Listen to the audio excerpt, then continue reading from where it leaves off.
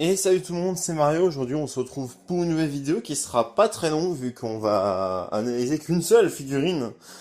Mais il y a quand même des choses à dire dessus. Donc aujourd'hui, on se retrouve pour tout simplement le reveal de la gigantique de Gohan Beast.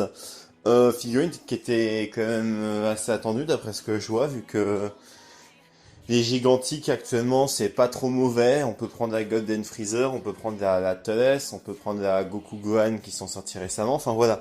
Gigantique c'est une gamme, on va dire mi-figue mi-raisin, où vraiment en fonction de la pièce c'est très aléatoire niveau qualité, mais là actuellement on était sur la bonne voie, donc les gens je pense attendaient ce Gohan Beast tout simplement.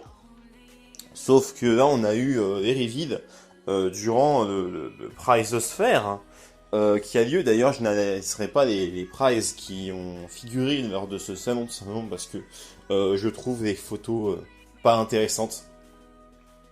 Par rapport aux images promotionnelles qu'on a eues, je trouve pas que c'est intéressant les photos de mauvaise qualité qu'on a eues. Et d'ailleurs, c'est le cas parce que, par exemple, vous verrez dans la vidéo tout simplement, mais ce Gun Beast, normalement, était interdit à photographier. Voilà. Donc, les stratégies de Bandai, c'est un peu cacamou, quoi. Euh, mais bon.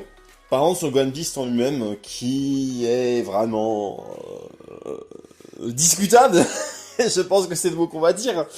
Euh, Déjà, on va parler de la fameuse touffe hein, de Gohan Beast, hein, qui malheureusement est plutôt fidèle niveau taille. D'ailleurs, je pense que le format gigantique lui va plutôt bien dû à ça.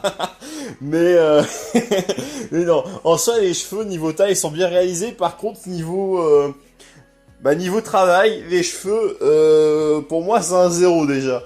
T'as l'impression qu'il n'y a pas de nuance dans les cheveux, t'as l'impression que c'est juste un bloc gris-blanc posé comme ça.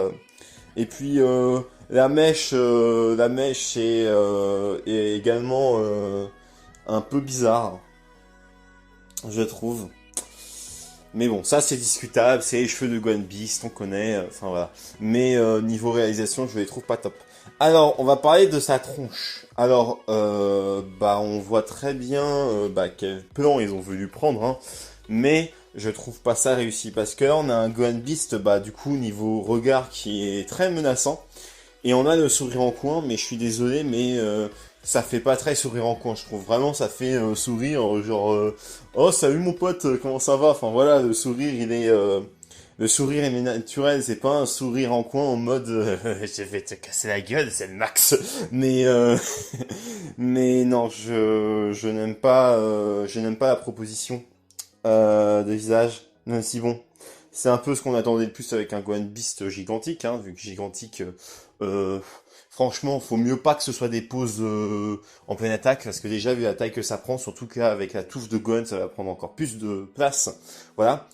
En ce qui concerne les vêtements, ils sont d'une simplicité. En tout cas, je vous dis, mais j'espère que c'est un prototype. Hein. J'espère que c'est un prototype. Hein. Et que c'est pas le produit final, parce que les vêtements sont d'un simple. Le haut du doggy, y a pas de nuance, c'est affolant. Le pantalon, il est mieux, mais non, j'ai l'impression de voir vous savez, le dos d'une prize, là, parce que vous savez, maintenant, les prizes, ils font aucun boulot concernant le dos. Je sais pas, par exemple, une prize que beaucoup de monde a. Prenez votre Solid Edgeworks de Gohan SJ1 ou Gohan SJ2 et retournez là. Vous allez voir. Ou encore une prize pas mal appréciée, la Vegeta Super Saiyan Blue Evolution Dokkan Battle, retournez là, vous allez voir. Et non, là, j'ai l'impression que c'est la même chose. Bon, j'abuse, il y a quelques nuances, mais franchement, bon, je rappelle une figurine qui a un tarif entre 200 et 300 euros suivant la pièce. On est quand même loin de la qualité attendue pour un produit de cette somme-là. Les bras, j'ai pas trop grand-chose à dire. Les doigts, pour le moment, on verra. Je pense vraiment que c'est un prototype, hein, du moins. Hein. Après, on verra. Hein. Mais les doigts font vraiment très knacky. Les doigts, c'est des saucisses. Les doigts, c'est des saucisses. C'est mal fait. J'essaye de voir l'ongle, mais j'aperçois pas trop bien. On va dire que franchement, la plus belle chose de la figurine pour le moment, c'est les bottes. Les bottes pas pointues, hein, vu qu'on parle de super-héros, mais les bottes sont bien faites. Et alors, pour moi, quel est le plus gros problème qui me semble être le cas, hein. Tout simplement, les déchirures, c'est pas une pièce séparée. Genre, vous voyez, c'est comme certaines prizes. Ils ont fait le trou, ils ont repeint par-dessus. C'est pas une pièce posée par-dessus, c'est juste ils ont peint du beige dans le trou et puis c'est bon. Enfin, je sais pas si vous voyez ce que je veux dire. Mais en tout cas, ça a vraiment cet effet-là sur ce Gone Beast. Parce que j'ai vraiment l'impression que c'est le cas. Et bah, c'est pas beau quoi. Et puis ça se fait sur des figurines prize, ça ne se fait pas sur une gigantique que tu payes 200-300 euros. Et je rappelle que les gigantiques de base, c'est un produit qui est proposé par le site premium de Bandai, hein, il me semble, hein, avant que ça atterrisse chez tous les revendeurs, etc. Mais non, c'est vraiment pas beau, quoi. Pour un produit soi-disant premium, non, moi, oui, je suis sûr. La Goku Gohan, c'était sur le site le site premium de Bandai, pardon. Donc oui, c'est censé être un produit premium comme ces fameux gâchapons AG qui coûtent 100 et quelques euros. Enfin, ça, j'en parlerai pas non plus parce que je trouve ça honteux. Mais voilà. Voilà. Donc n'oublions pas les gens que nous sommes sur un prototype, donc peut-être que tout ce que je vais dire sera erroné dans les semaines à venir, mais pour l'instant on est vraiment sur un prototype qui, je rappelle, est censé être là pour être explosé, oui il est explosé, mais pour être exposé dans un salon et titillé, voilà, à l'achat, mais non, je suis désolé. Là, je vais au Price Fair. La première chose que je me dis en rentrant chez moi, c'est pas, oui, je vais aller sur le site premium de Bandai et précommander la Gohan Beast gigantique. Voilà. Donc, non, je valide pas. C'est pas très beau. Le socle a pas l'air beau non plus. Parce qu'il est noir en fait. Genre le socle de Golden Freezer il était violet. Le socle de Thales je crois que c'était pareil. Le socle de Goku Gohan il était rouge. Donc voilà, ça faisait un petit côté sympa. Mais là noir comme ça, t'as l'impression que c'est un socle de Price quoi. C'est pareil.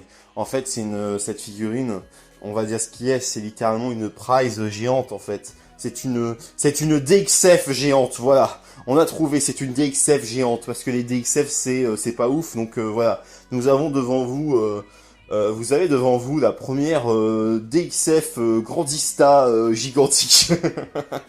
Voilà, on va dire que c'est ça et on va essayer de prendre ce qu'il y a à prendre, donc c'est-à-dire des barques, on voit ce prototype. Et voilà. Donc les gens, j'espère que vous avez quand même apprécié cette vidéo remplie de scènes, mais voilà, cette gigantique de Gohan qui est censée être un produit premium que t'achètes sur un site premium est quand même assez décevante pour ce que c'est censé être, voilà. Et bah, je voulais en parler et bien l'enfoncer, cette Gohan Beast. Donc voilà, en espérant, comme j'ai dit, que les prochains prototypes, voire produits finaux seront mieux. Mais pour l'instant, c'est pas gagné. Donc, moi sur ce, je vous dis bye bye.